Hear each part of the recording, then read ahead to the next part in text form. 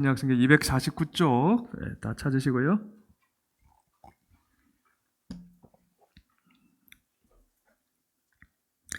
로마서 7장 21절로 25절 다 찾으셨으면 천천히 같이 읽도록 하겠습니다. 시작. 그러므로 내가 한 법을 깨달았노니 곧 선을 행하기 원하는 나에게 악이 함께 있는 것이로다. 내 속사람으로는 하나님의 법을 즐거워하되 내 지체 속에서 한 다른 법이 내 마음의 법과 싸워 내 지체 속에 있는 죄의 법으로 나를 사로잡는 것을 보는도다. 오호라, 나는 공고한 사람이로다. 이 사망의 몸에서 누가 나를 건져내랴. 우리 주 예수 그리스도로 말미암아 하나님께 감사하리로다. 그런즉 내 자신이 마음으로는 하나님의 법을, 육신으로는 죄의 법을 섬기노라. 아멘. 오늘 이 본문을 가지고 최고의 감사라는 제목으로 말씀을 전하겠습니다. 여러분은 어떤 감사의 제목을 가지고 오셨나요? 오늘 최고의 감사, 이 제목처럼 여러분 감사의 제목과 한번 비교해 보시기 바랍니다. 자, 여기에 모인 우리는 보이는 모습도, 또 보이지 않는 성격도, 그리고 가진 능력도 모두 다릅니다. 같은 사람 한 사람도 없죠? 예. 그런데 우리 모두에게는 몇 가지 공통점이 있습니다. 어떤 공통점이 있을까? 오늘 말씀을 통해서 살펴보도록 하겠습니다. 자, 먼저 사도행전 22장 3절 말씀을 같이 읽겠습니다. 시작. 나는 유대인으로 길리기아 다소에서 났고 이 성에서 자라 가말리엘의 문화에서 우리 조상들의 율법에 엄한 교훈을 받았고 오늘 너희 모든 사람처럼 하나님께 대하여 열심히 있는 자라. 여기서 이 말을 하는 나는 누굴까요? 예, 사도 바울입니다. 사도 바울에 대해서 한번 살펴보겠습니다. 바울은 유대인입니다. 나는 유대인으로 이방인이 아닙니다. 하나님을 믿는 백성 유대인입니다. 그의 집안은 다른 성경을 보면 유대인들 중에서도 유명한 바리새파였습니다. 여러분 바리새파, 사두개파 들어보셨죠? 바리새파였습니다. 누구보다도 하나님을 열심히 섬기려고 하는 그런 종교 분파가 바리새파죠. 근데 바울이 어디서 태어났다고 이야기합니까? 길리기아 다소에서 태어났고 본인이라고 그랬지 않습니까? 태생은 유대인이지만 이스라엘에서 태어나지 않고 저 길리기아 다소라는 곳에서 태어났습니다. 길리기아라는 곳은 당시 로마 제국이 다스리던 한 지방이죠. 그리고 다소는 그 길리기아에서 가장 발달한 도시였습니다. 지도를 또 봐야죠. 자, 여기가 길리기아 지방. 오늘날 우리로 치면 주로 보면 되겠죠. 갑바도기아, 본도 막 많이 들어보셨죠? 거기에 여기 다소라는 곳이 여기 있습니다. 여기서 태어났습니다. 이스라엘에서 태어나지 않고 이곳에서 태어났다. 그래서 쭉 자료들을 보면 바울 가족은 길리기아로 우리처럼 이민을 갔어. 그곳에서 로마 시민권을 따고 좀 넉넉하게 살았던 것 같습니다. 로마 시민권을 딴다는 것은 그 당시에 굉장히 어려운 일이지 않습니까? 보통은 다 흩어져서 살 때 노예로 살기가 쉬운데 로마 시민권을 땄다는 것은 그만큼 그들의 삶이 넉넉했다 이렇게 볼 수 있죠. 그리고 보니까 가말리엘 문화에서 율법에 엄한 교훈을 받았다. 즉 율법 교육을 제대로 받은 것이죠. 가말리엘은 당시에 아주 유명한 랍비, 율법학자였습니다. 그 밑에서 율법을 배웠다 이렇게 보죠.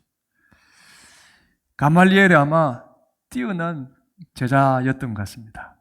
수제자였는지는 모르겠지만 어쨌든 그 유명한 스승 밑에서 배운 제자였습니다.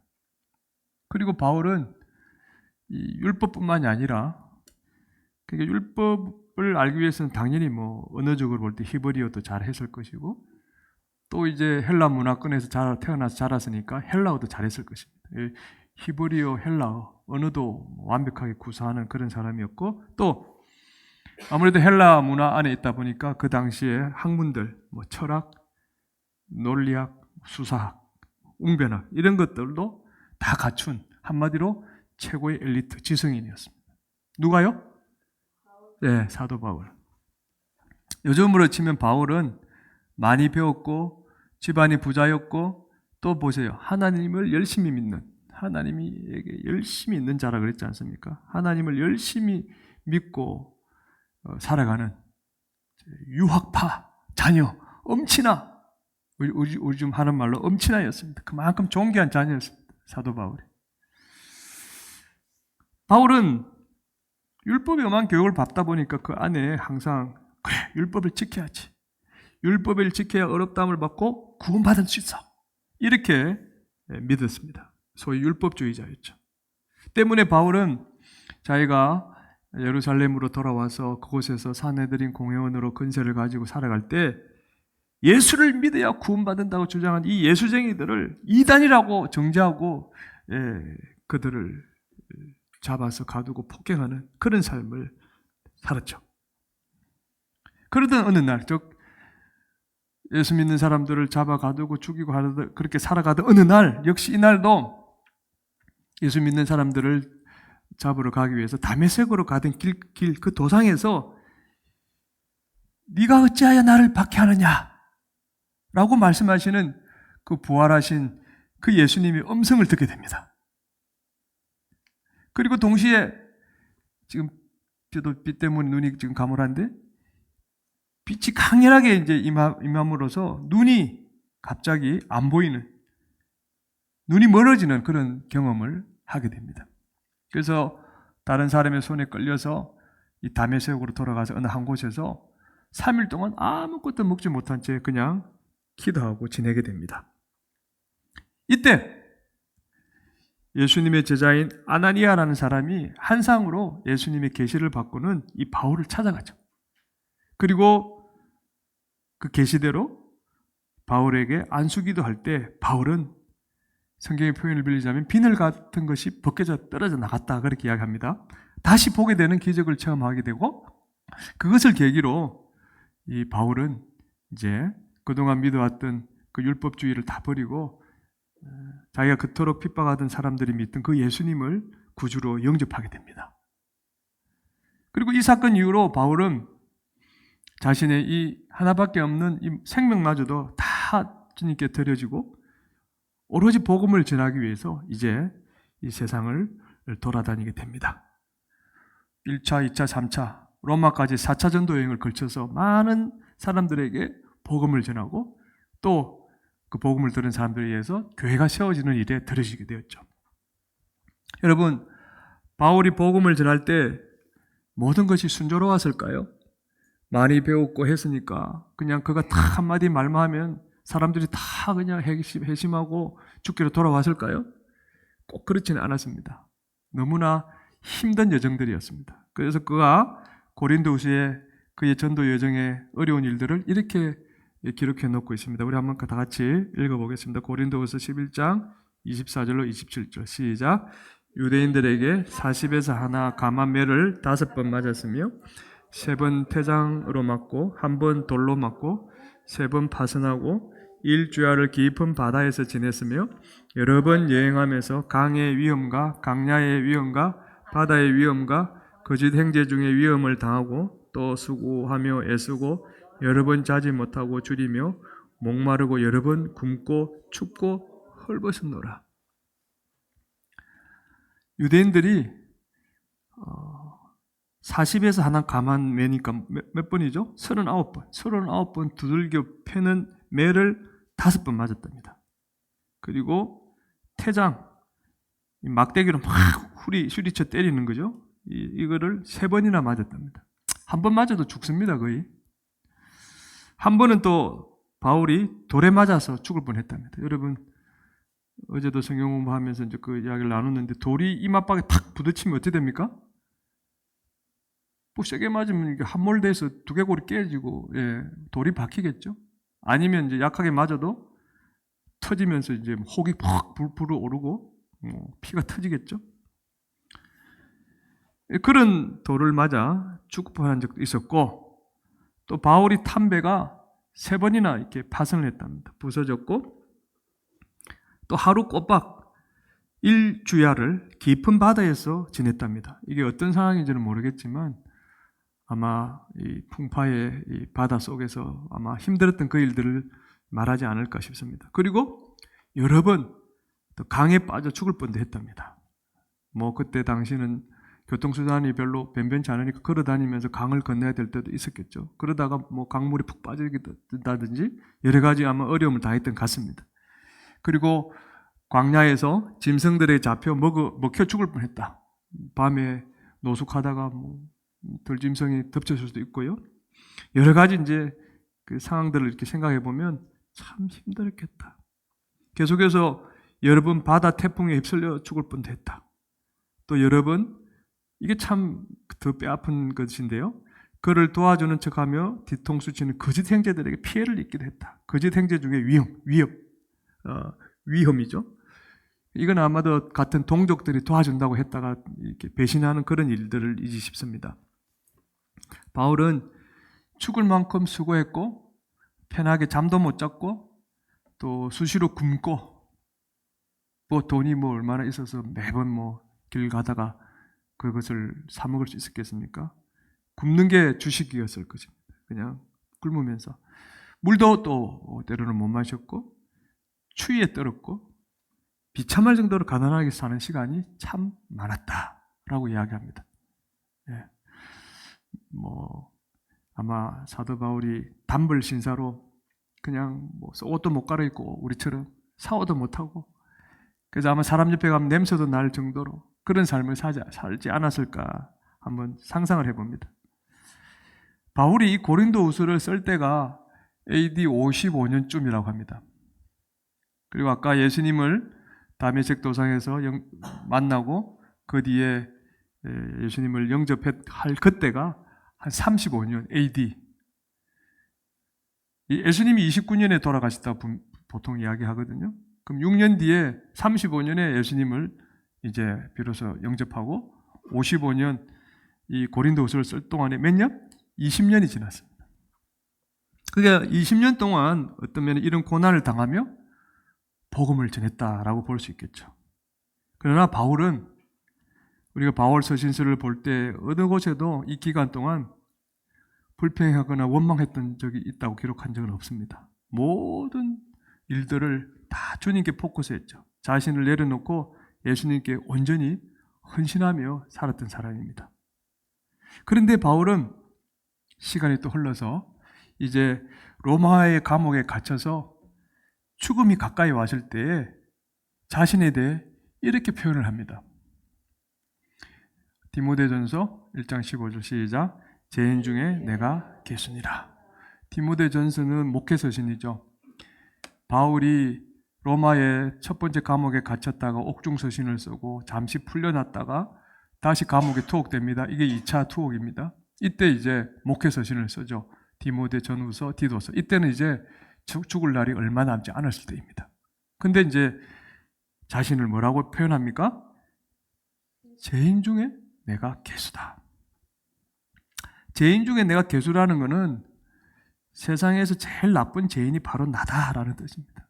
수많은 죄인들이 있지만 그 죄인들 중에 내가 최고로 나쁜 죄인이다 이런 뜻입니다.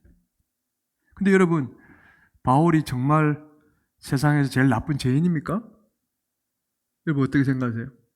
물론 예수 믿기 전에는 예수 믿는 사람을 핍박했기 때문에 우리가 죄인이라고 할 수도 있을 것입니다. 그러나 예수 믿고 난 뒤에 아까도 살펴봤지만 그의 삶에 죄를 지었던 것 같지는 않습니다. 오히려 누구보다도 하나님 앞에 바로 살려고 몸부림쳤던 그런 사람인 것 같습니다. 그러니까 예수 믿은 후에 거의 우리가 볼 때는 완벽할 정도로 믿음 생활, 신앙 생활을 한 의인처럼 보입니다. 그런데 왜 바울은 내가 죄인 중에 개수라고 죽음을 앞두고 지금 그렇게 자신을 표현하는 것입니까? 그냥 단순히 그냥 겸손의 표현입니까? 오늘 본문에서 한번 그 답을 찾아보도록 하겠습니다. 23절 읽습니다. 시작. 내 지체 속에서 한 다른 법이 내 마음의 법과 싸워 내 지체 속에 있는 죄의 법으로 나를 사로잡는 것을 보는도다. 예.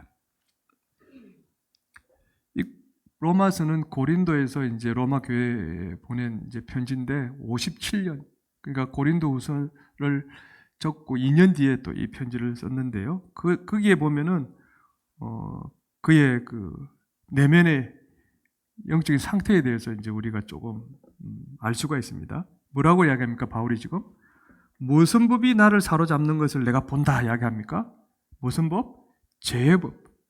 죄의 법으로 나를 사로잡는 것을 내가 본다. 지금 이렇게 이야기하지 않습니까? 이게 무슨 뜻입니까? 이것은 이런 뜻입니다.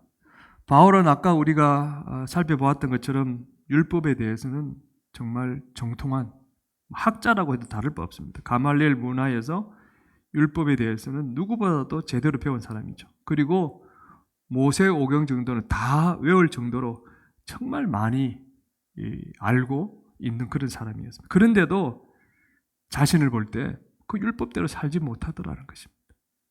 자신이 쉽게 말하면 죄를 짓더라는 것을 지금 고백하는 말입니다. 내가 그렇게 율법을 많이 아는데도 내가 죄를 짓더라는 것입니다. 그 고백에 죄의 법으로 나를 사로잡는 것을 보는도다. 그러니까 또 바꿔 말하면 예수님을 만나는 특별한 기적을 처음 했지 않습니까? 드라마틱한 경험을 했지 않습니까? 빛으로 임재하신 그 음성을 듣고 눈이 멀었는데 가서 기도받고 눈이 떠여지고 그 길로 예수님을 믿는, 그 아무나 경험하는 게 아니지 않습니까? 그래서 구원받았는데도 또 나를 보니까 죄를 짓더라는 것입니다. 그런 경험과 구원을 받았다면 이제 죄를 안 짓고 살아야 되는데, 내가 그렇게 율법을 많이 안다면 율법을 따라 살아야 되는데 그게 아니라는 거죠. 바울은 죽는 것보다 힘든 고난을 아까 살펴봤지 않습니까? 그 고난을 받으면서 정말 열심히 믿음 생활을 했는데도 또 자기를 보니까 또 죄를 짓더라. 이 표현입니다. 그는 목숨을 내어놓고 주의 일을 많이 했는데도 때로는 주님이 원치 않는 죄를 지었다라는 것입니다. 이게 결론은 바울이 그런 자기 모습을 보면서 야, 나는 하루도 죄에서 못 벗어나는 사람이구나. 이 사실을 깨달았다는 것입니다. 뭘 깨달았다고요? 나는 하루도 죄에서 못 벗어나는 사람이구나. 그래서 바울은 사람들이 보기에는 믿음 좋은 의인처럼 보였지만 그는 생각으로 말로 행동으로 매일 죄를 짓는 자신을 보며 내가 죄인 중에 괴수구나. 지금 이렇게 말한 겁니다. 이렇게 어려움을 당하고 이제 살아서 죽음을 임박했으면 나는 하나님 앞에 떳떳하다. 내가 하나님 앞에 잘 살았구나. 이 정도 살았으면 하나님이 나를 반가이 맞이해 주시겠지. 이런 고백이 아니라 나는 죄인 중에 괴수입니다. 여러분, 이런 고백이 나올 수 있을까요? 우리도? 그래서 24절에 이렇게 이야기합니다. 시작. 오라, 나는 공고한 사람이로다. 이 사망의 몸에서 누가 나를 건져내랴. 바울이 자신을 어떤 사람이라고 이야기합니까? 공고한 사람. 공고한으로 번역된 이 원어의 의미는 전쟁에 져서 포로가 되었을 때 그 포로가 적에게 당하는 고난 가운데 그 괴로운 상태. 여러분, 저나 여러분이나 뭐 포로가 안 돼봐서 얼마나 괴로운지 모르겠습니다만은 영화나 이걸 보면은 이 포로들이 당하는 그 고난은 말로 다 할 수 없죠. 그 괴로운 상태. 그러니까 바울은 이렇게 이야기하는 겁니다. 내 마음은 예수님 뜻대로 살기를 간절히 원하지만 수시로 죄에게 져서 무너지는 나를 볼 때마다, 내 자신을 바라볼 때마다 정말 괴롭다. 괴로운 사람입니다. 이 공고한 사람이라는 뜻이 그런 뜻입니다. 탄식하는 거죠. 야, 바울이라는 사람이 이 정도 단식하면 우리는 죽어야 됩니다. 다. 어떤 면에서는. 그죠? 어쨌든 21절에 이미 이렇게 이야기했죠. 시작. 그러므로 내가 한 법을 깨달았노니 곧 선을 행하기 원하는 나에게 악이 함께 있는 것이로다. 마음은 온유도되 육신이 약하다. 그 예수님 말씀처럼 바울은 하나님 앞에 바로 살기를 그렇게 원했지만 안 되더라는 거예요. 이게 인간의 한계입니다, 여러분. 이 땅에서는 우리가 완전하게 하나님을 닮아가는 삶을 살 수는 없죠.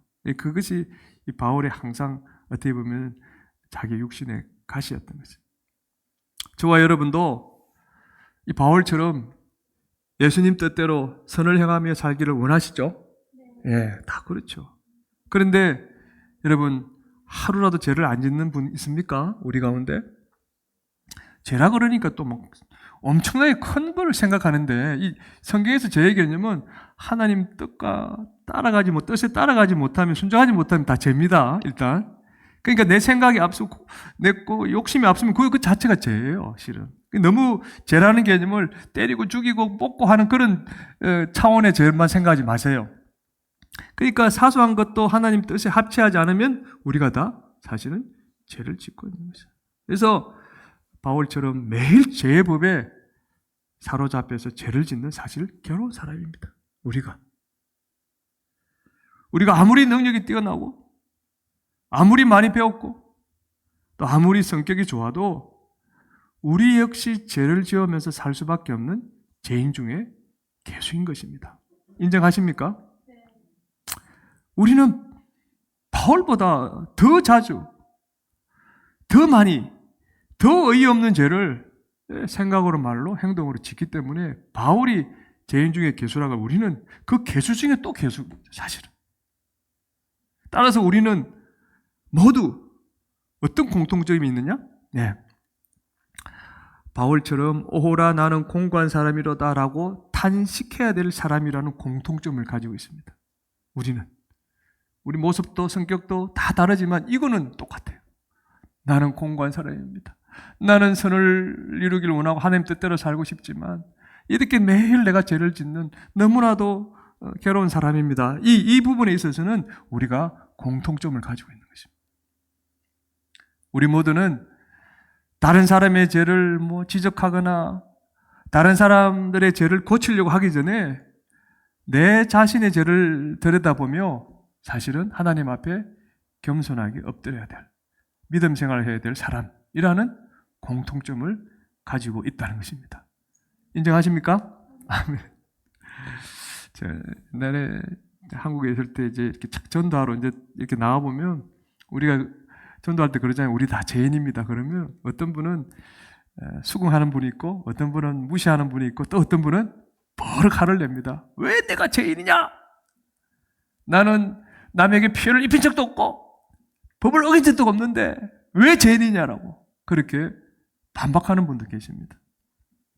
그러나 이제 우리는 맞습니다. 나는 공고한 사람, 나는 괴로운 사람, 죄 때문에 탄식하는 사람이다. 이걸 우리는 인정하는 것이 너무나 감사한 것이죠. 할렐루야, 아멘. 바울이 빌립보서 2장 3절에 이렇게 했지 않습니까? 시작. 오직 겸손한 마음으로 각각 자기보다 남을 낮게 여기고. 하나님은 우리가 다른 사람들보다 믿음 생활 잘하고 있다라고 생각한다면 하나님이 우리를 보고 정말 잘하고 있니라고 아마 되묻지 싶습니다. 하나님은 성경을 많이 안다고 말씀을 듣고 비판하고 때로는 자기가 아는 조금 성경 지식 가지고 사람들을 가르치려고 하는 사람들을 보면 조금 아마 황당해 하실 것 같아요. 하나님은 작은 어려움을 당했는데 마치 엄청난 고난을 당한 것처럼 매일 힘들게 신앙생활하는 사람을 보고 아마 안타까워 하실 것입니다. 하나님은 나는 주의를 많이 열심히 한다고 어깨에 힘주는 그런 사람에게는 합당한 복을 안 주실 것 같아요. 하나님은 오직 겸손한 마음으로 나는 공고한 죄인입니다. 내가 지은 죄 때문에 늘 내 마음이 힘듭니다. 라고 탄식하는 그 사람. 이 사람이 예수님의 그 팔복에 의하면 어떤 사람입니까? 심령이 가난한 자죠. 그런 사람에게 은혜를 베풀어 주실 것입니다.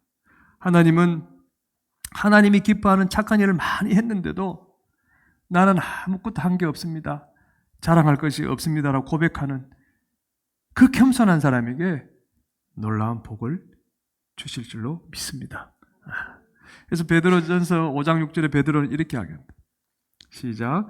그러므로 하나님의 능하신 손 아래에서 겸손하라. 때가 되면 너희를 높이시리라. 바울도 겸손하라. 베드로도 겸손하라. 신앙의 가장 핵심은 우리가 하나님 앞에 내 자신을 내려놓는 것 같아요. 자, 그러면 우리가 어떻게 해야 때가 되면 하나님이 우리를 높여주신다 이야기합니까? 하나님의 능하신 손 아래에서 겸손하기만 하면. 자, 그럼 질문은 목사님 어떻게 해야 하나님의 능하신 손 아래에서 우리가 겸손하는 것일까요? 어떤 것입니까, 여러분? 돈이 많아도 없는 척 흐름한 옷을 입고 다니면 그것이 하나님의 능하신 손 아래에서 겸손하게 사는 것입니까? 아니면 많이 배웠는데도 모른 척 그냥 말을 안 하면 그렇게 되는 것입니까? 아니면 주의를 많이 했는데도 자랑을 안 하고 입을 닫으면 하나님의 능하신 손 아래에서 겸손하게 사는 것입니까? 이런 노력들을 해서 겸손해진다면 바울이 나는 공고한 사람이라고 탄식하지는 않았을 것입니다. 하나님의 손 아래에서 겸손하려면 여러분 내가 자신이 어떤 사람인지를 먼저 알면 됩니다. 우리가 어떤 사람입니까? 우리는 매일 죄의 법에 사로잡혀 죄를 짓는 공고한 사람입니다. 공고한 사람.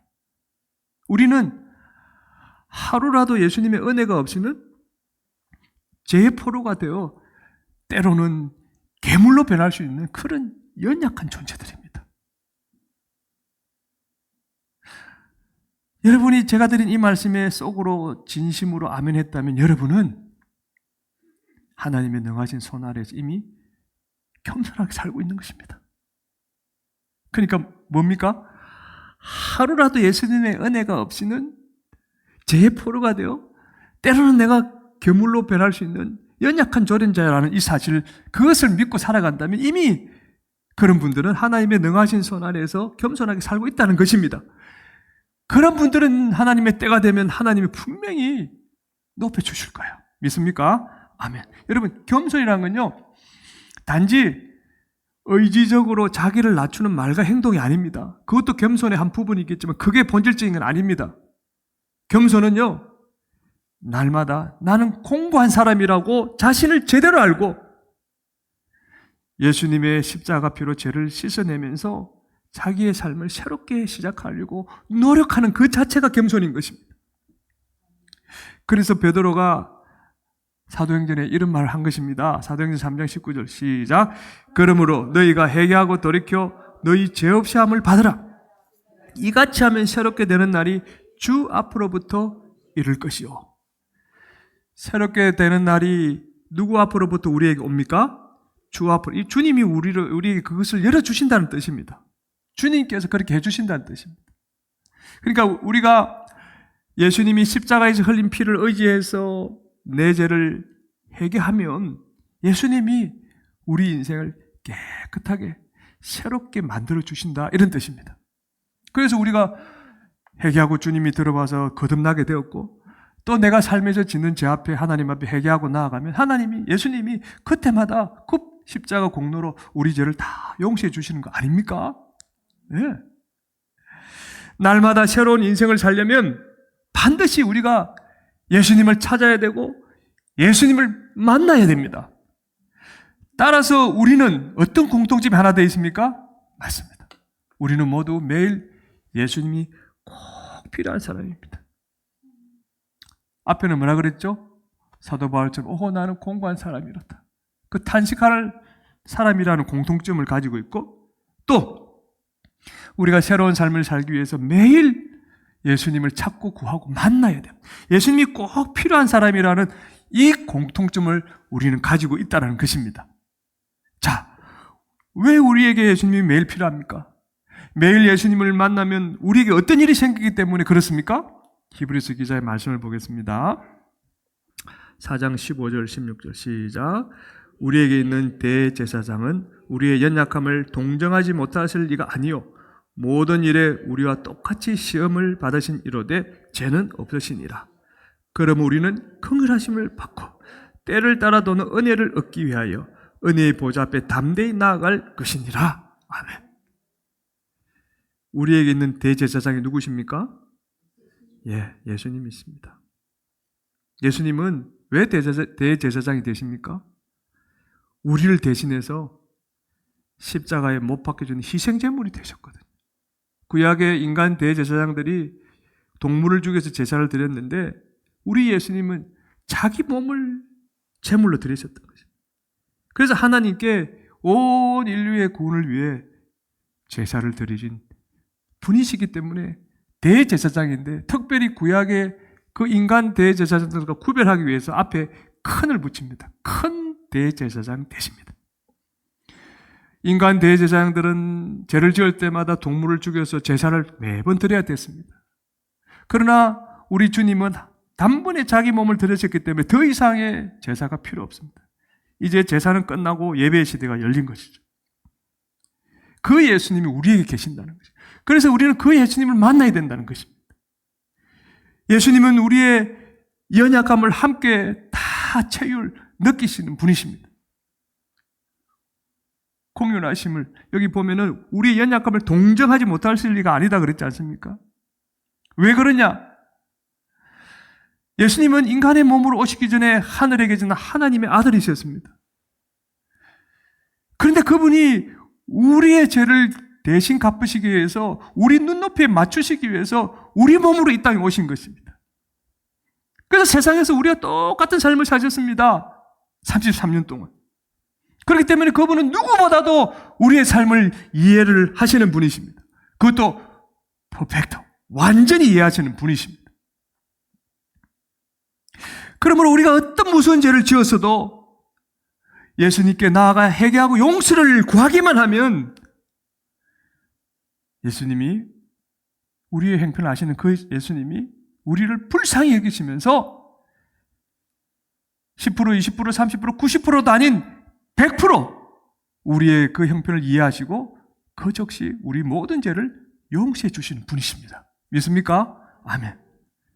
우리가 대제사장이신 예수님의 그 보좌 앞에 나아가기만 하면 또 뭐라고 이야기하십니까? 하나님께 긍휼하심을 받는다. 이게 우리가 매일 예수님을 찾아야 될 이유죠.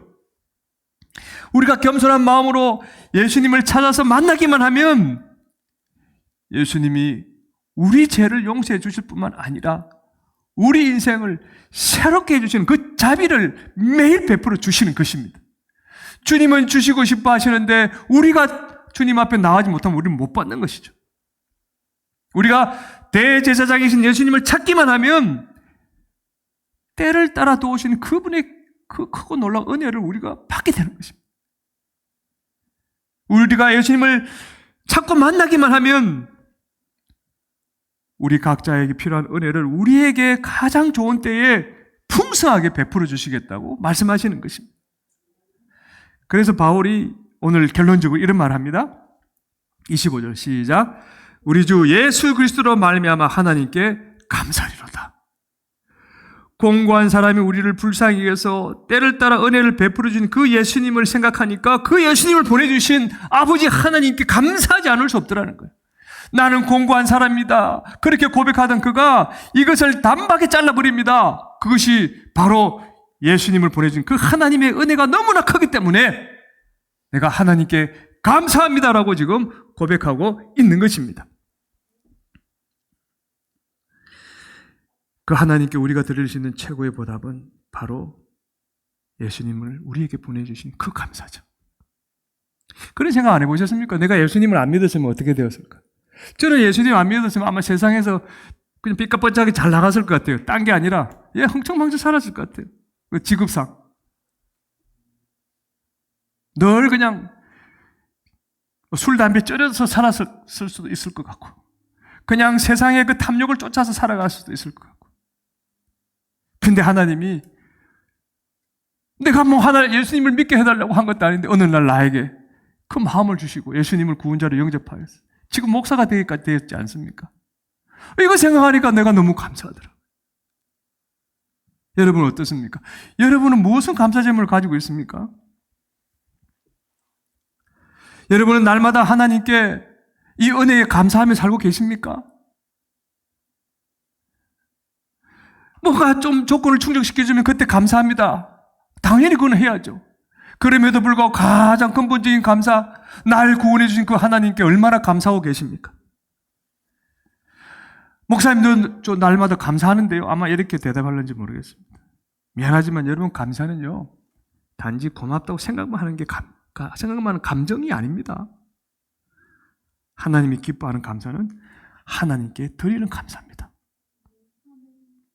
하나님께 드리는 감사가 뭘까요? 그러니까 또 헌금 많이 하라나? 그 소린가? 교회를 위해 열심히 봉사하면 하나님께 드리는 감사가 되는 겁니까? 네, 그럴 수도 있죠. 이웃에게 착한 일을 많이 하면 하나님께 드리는 감사가 됩니까? 그럴 수도 있습니다. 헌금을 많이 하면 하나님께 드리는 감사가 될 수 있습니까? 물론이죠. 하지만 그거는 지극히 일부분일 뿐이고요. 하나님이 가장 기뻐하며 받으시는, 우리가 드리시는 최고의 감사는 따로 있습니다. 그게 뭡니까? 다시는 하나님이 가슴 아파하는 죄를 짓지 않으려고 내가 최선을 다해 힘쓰며 살겠다고 결단하는 겁니다. 하나님이 자기 아들을 들여서 구원해 주셨는데 내 삶이 여전히 세상에 묶여 있다면 우리가 어떤 감사를 드린다 하나님이 그 감사를 받으시겠습니까, 여러분? 내가 구원받은 것이 너무 감사해서 내가 하나님 앞에 거룩한 삶을 살았던 이 증거들을 오늘 이 추수감사주일에 하나님 앞에 드릴 수 있다면 하나님께서 얼마나 기쁘게 받으실까요? 저는 그렇게 생각합니다. 왜? 하나님은 우리가 당신을 위해 얼마나 대단한 일을 많이 했는지 보다는 우리가 믿음을 거룩하게 지켜서 당신이 계신 천국으로 들어오는 것을 누구보다도 원하시고 기뻐하시는 분이기 때문에 그런 것입니다. 하나님은 우리가 삶으로 당신의 진짜 자녀임을 증명할 때 그것을 감사의 거룩한 제물로 올려드릴 때 기뻐하면서 춤을 추시는 분이기 때문에 그런 것입니다. 예수님도 이런 말씀하셨죠. 누가복음 15장 7절 시작. 내가 너희에게 이르노니 이와 같이 죄인 한 사람이 회개하면 하늘에서는 회개할 것 없는 의인 99으로 말미암아 기뻐하는 것보다 더하리라. 이 하나님 마음이죠. 하나님이 무엇을 가장 기뻐하십니까? 하나님은 죄인 한 사람이 회개하는 것을 엄청나게 기뻐하십니다. 그럼 하나님은 우리가 전도하는 걸 가장 기뻐하지 않으실까요? 우리가 전도하는 것도 당연히 기뻐하시죠. 그러나 여러분, 하나님은 우리 영혼은 회개를 안 해서 죄가 덕지덕지 붙어서 지옥으로 떨어져 가고 있는데 우리가 전도만 한다고 기뻐하실까요, 과연? No. 하나님은 우리 영혼이 날마다 회개해서 거룩하게 되어지고 새롭게 되어지는 것을 무엇보다도 기뻐하시고 그것을 감사의 제목으로 받고 싶어 하시는 분입니다. 그리고 우리를 통해 다른 영혼들이 구원받는 걸 또한 기뻐하시는 분이십니다. 할렐루야. 아멘. 그래서 베드로는 결국 이렇게 이야기합니다. 베드로 1장 9절 시작. 믿음의 결국 곧 영혼의 구원을 받음이라. 저와 여러분이 예수님을 믿는 목적이 무엇입니까? 세상에서 잘 먹고 잘 살고 하나님 은혜 아래 행복하게 사는 것이 우리의 목적입니까? 그건 한 부분이죠. 하지만 우리가 예수 믿는 가장 중요한 목적은 우리가 이 땅을 떠나는 날 다 천국에 들어가기 위해서 예수 믿는 거 아닙니까, 여러분? 우리 모두가 애매불망 소망하는 그 천국에 들어가려면 내가 죄에 끌려다니는 공고한 사람이라고 먼저 인정을 해야 됩니다. 우리가 이 땅을 떠날 때 모두 천국에 들어가려면 다시는 예수님, 하나님이 가슴 아파하시는 죄를 짓지 않으려는 참믿음을 가지고 최선을 다해 힘써 살아야 된다는 것입니다. 그리고 그 살았던 흔적을 오늘 주님 앞에 올려드리신다면 우리 하나님은 기쁘게 그 감사의 제목을 받으실 줄로 믿습니다. 아멘. 오늘은 추수감사주일, 그리고 목요일은 추수감사절. 단순히 평상시 안 먹던 칠면조를 먹고 가족들과 행복해하는 것으로 끝내지 맙시다.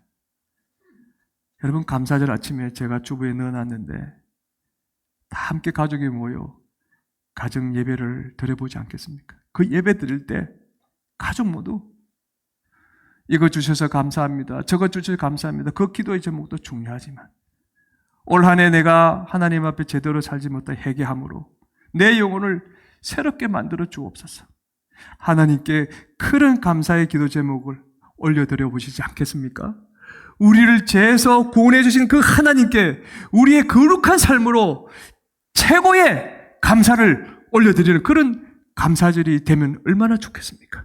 그래서 우리만 해피한 추수감사절이 아니라 우리와 함께 하신 그 하나님께서도 함께 우리와 함께 기뻐하시고 행복해 하시는 그 추수감사절을 올해는 보낼 수 있기를 주님의 이름으로 축복합니다. 아멘.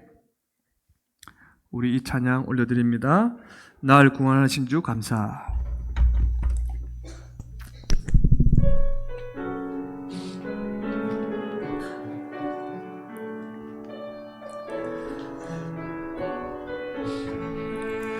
날 구원하신 주 감사. 주 크신 감사. 지난 추억이 내 감사. 주 내 곁에 계시네. 향기로운 봄철의 감사. 외로운 가을날 감사. 사라진 눈물도 감사. 나의 영혼뼈. 우리 1절 다시 한번 합니다. 날 구원하신 주 감사. 모든 것 주신 감사. 지난 추억이 내 감사. 주 내 곁에 계시네. 향기로운 봄철의 감사. 외로운 가을날 감사. 사라진 눈물도 감사. 나의 영광하네. 응답하신 기도 감사. 거절하신 것 감사. 해처럼 높으신 모든 것 채우시네. 아픔과 기쁨도 감사. 절망 중 위로 감사. 증량 못할 은혜 감사. 크신 사랑 감사해. 길가에 장미꽃 감사. 장미꽃 가시 감사. 따스한 가족 희망 주신 것 감사. 기쁨과 슬픔도 감사. 하늘 평안을 감사. 내일의 희망을 감사.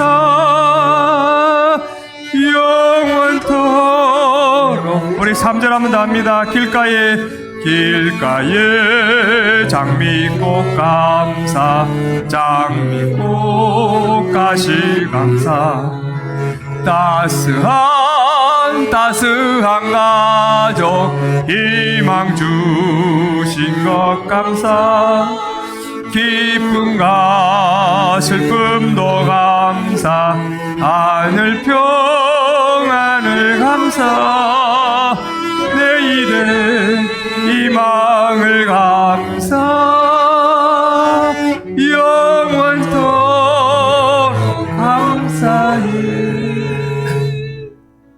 아마 여러분 나름의 지난 한 주간 제가 드린 말씀 구조를 또 묵상하신 분들은 하나님 주신 은혜를 세어보며 아마 감사하는 시간들을 많이 가지실 테고요. 또 이 시간 그런 감사의 제목도 가져오셨을 텐데, 오늘 우리가 드릴 최고의 감사는 날 구원해 주신 은혜 감사, 그리고 이제 내가 그 은혜 가운데 거룩한 삶을 살게 하심을 감사. 그렇게 거룩하심을 사는 그 흔적을 하나님 앞에 감사의 기도 제목을 올려드린다면 하나님께서 아주 기쁘게 받으실 줄로 믿습니다. 만약 우리가 하나님 앞에 거룩한 삶을 살지 못한 채 단지 우리의 필요를 채워준 그 하나님의 은혜에 감사 올려드린다면 아마 반쪽짜리 감사가 되지 않을까요? 만약 올해 그렇게 올려드릴 감사의 제목이 없다면 이제 내년 한 해를 바라보며 내가 감사의 거룩한 삶을 살아 하나님 내년 추수감사주일에는 그 삶의 흔적을 주님 앞에 올려드릴 수 있도록 도와달라고 기도하면 어떨까요? 우리 한번 최고의 감사 제목, 날 구원하시고 내가 거룩한 삶을 살도록 인도하신 은혜 감사합니다. 이제 그렇게 거룩한 삶을 날마다 살 수 있도록 매주일이 그것이 나의 하나님 앞에 드리는 최고의 감사 제목이 되게 하여 주옵소서. 우리 한번 주여 간절히 부르짖고 기도하겠습니다. 주여, 하나님 아버지, 추수감사주의를 생각할 때 우리가 받은 은혜를 되돌아보며 그 은혜에 감사하는 것은 지극히 당연하겠지요. 그러나 우리가 이때 하나님 앞에 바로 살지 못했던 우리의 허물과 죄를 기억하고 아버지 회개함으로 이제 거룩한 삶을 살겠다고 결단하며 드려지는 이것이 하나님 앞에 오히려 최고의 감사 제목이 아닐까요? 우리가 삶을 살아갈 때 크고 좋은 일들이 생길 때는 감사가 저절로 입에서 나오지만 그렇지 못할 때는 감사가 쑥 들어갈 때가 많았습니다. 그리고 감사를 잊어버린 채 내 뜻대로 내 생각대로 살아갈 때가 너무나 많았습니다. 오라 나는 공고한 사람이로다 탄식해야 될 자인지도 인정하지 못한 채 매일매일 예수님이 나에게 꼭 필요한 존재인지도 모른 채 그저 내가 잘 살 때 내 마음대로 살고자 했던 지난 날들을 되돌아보며 회개하며 용서를 구합니다. 아버지, 우리를 불쌍해 주시고 이제로부터 아버지 새롭게 내 삶을 살아갈 수 있도록 인도하여 주옵소서. 그리하여 내년 추수감사 주일 때는 하나님께서 부어주신 은혜 가운데 당신의 거룩한 자녀에서 살았던 삶을, 그 거룩한 흔적들을 주님 앞에 감사의 제목으로 올려드릴 수 있다면 참으로 좋겠습니다. 하나님, 사랑하는 우리 주만 높이는 게 모든 믿음의 식구들이 이제 오늘 이 추수감사 주일을 계기로 더욱더 하나님의 구원의 은혜에 감사하며 구원받은 거룩한 자녀로서의 삶을 살아갈 수 있도록 날마다 순간순간 주여, 내가 매일 주님의 은혜 없이는 살 수 없는 공고한 사람입니다. 나를 긍휼히 여겨 주옵소서. 주님이 나의 모든 생사복의 주권자이심을 믿고 이제 주님만을 위하여 살아가겠습니다 라고 결단한 우리 사랑하는 식구들의 기도를 꼭 들으시고 응답하여 주시옵기를 간절히 바라고 원하며, 날마다 주일마다 아버지 거룩한 한 주간의 삶을 감사의 기도 제목으로 올려드리는 우리 모두가 되게 하여 주시옵기를 이 시간도 간절히 바라고 원합니다. 하나님 아버지, 사도 바울이 내가 죄인 중에 교수라고 고백한 것은 그가 놀라운 믿음을 가진 자임에도 불구하고 늘 하나님 앞에 100% 헌신하며 온전히 드리지 못한 자신의 모습을 보며 탄식한 말입니다.